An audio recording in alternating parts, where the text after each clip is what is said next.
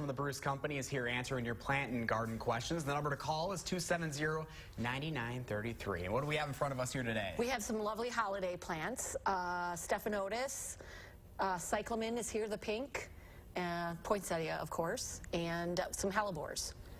They're also called Christmas roses. All right, and what are kind of the ways to keep those going this time of the year? Depends on the plant. Like things like poinsettias, the more tropical plants will want sort of warmer temperatures, really high light. Things like cyclamen and the hellebores are good if you keep your house a little cooler. So just depends on the plant.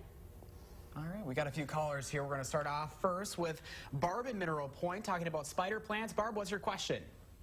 My question is that I have a spider plant, and I've had it for a long time. In fact, I've repotted, but the ends always turn brown, the very ends of the spider plant. Shirley, I have heard that if you maybe, especially when you're doing a lot of watering indoors with tap water, try letting your water settle overnight so that if it's like highly salted or you have a lot of minerals in the city water, that might help. So just put it in a pitcher and let the chemicals settle out of it, and then use the top part of that water to water your plants. That might help. All right. Next up, we've got Shirley in Milton. Shirley, what's your question? Are you there, Shirley? Oh, sure. Yes, I have a cyclamen plant, and I don't know what to do with it. Didn't get any instructions. Okay. Well, we have this really pretty pale pink cyclamen right here.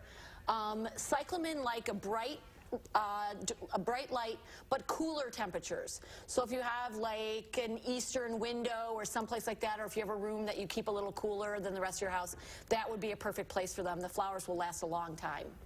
All right, next up we've got David in Roxbury talking about growing with lighted veggies. David, what's your question? Hi, yes, I was wondering if it is necessary to have a grow light to start vegetable seedlings, or if I can just set them on the south side by a window. If you put them by a window, you might notice if they start to sort of lean over a little bit that you're going to want to flip your trays around. Otherwise, they get leggy because they're growing toward the light. So grow lights are good because you can adjust them and have them really close to the seedlings, and it'll make for better branched plants.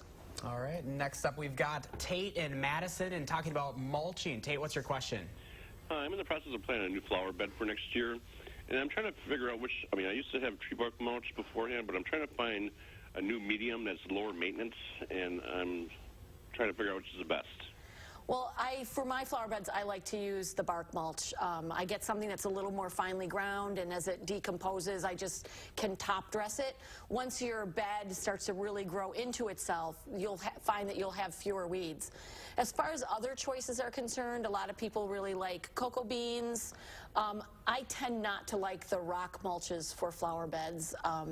It's hard on the plants. It makes the soil really warm, and I think that especially if you have perennials that will increase in size, it makes it a little difficult for the new growth to sort of come up through the rocks.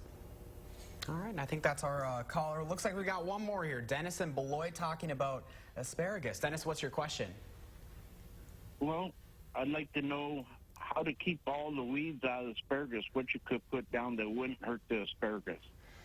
For asparagus, you can use bark mulch. You can also use like good clean hay or chopped straw. You can put a pretty fairly thick mulch down.